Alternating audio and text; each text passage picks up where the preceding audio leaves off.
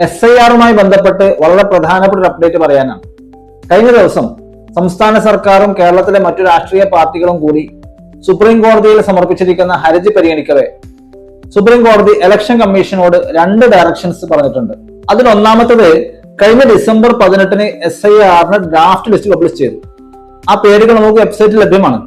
അതേസമയം അതിൽ നിന്നും 24 ലക്ഷം ആളുകൾ ഒഴിവാക്കപ്പെട്ടിട്ടുണ്ട്. ഇവരെവിടെ പോയി?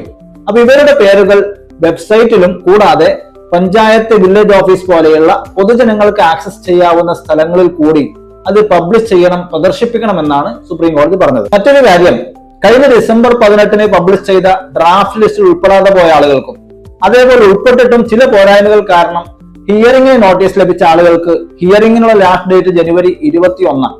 ഈ ജനുവരി 21 ഡേറ്റ് കുറച്ചുകൂടി നീട്ടി നൽകണമെന്നാണ് ഇലക്ഷൻ കമ്മീഷനോട് സുപ്രീം കോടതി പറഞ്ഞിട്ടുള്ളത്.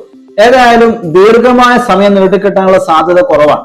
അപ്പൊ അതുകൊണ്ട് 21 തന്നെ മനസ്സിൽ കണ്ടുകൊണ്ട് അതിനകത്ത് ഏതെങ്കിലും രേഖകൾ ലഭിക്കാനുണ്ടെങ്കിൽ സംസ്ഥാന സർക്കാരിന്റെ വില്ലേജ് ഓഫീസിലുള്ള ഹെൽപ്പ് ഡെസ്കുകൾ അടക്കം ഉപയോഗപ്പെടുത്തി എല്ലാ രേഖകളും സമാഹരിച്ച് ഹിയറിംഗിന് നമ്മൾ ഹാജരാവുക. ഫൈനൽ ലിസ്റ്റിൽ തീർച്ചയായിട്ടും നമ്മുടെ പേരുണ്ടാകണം.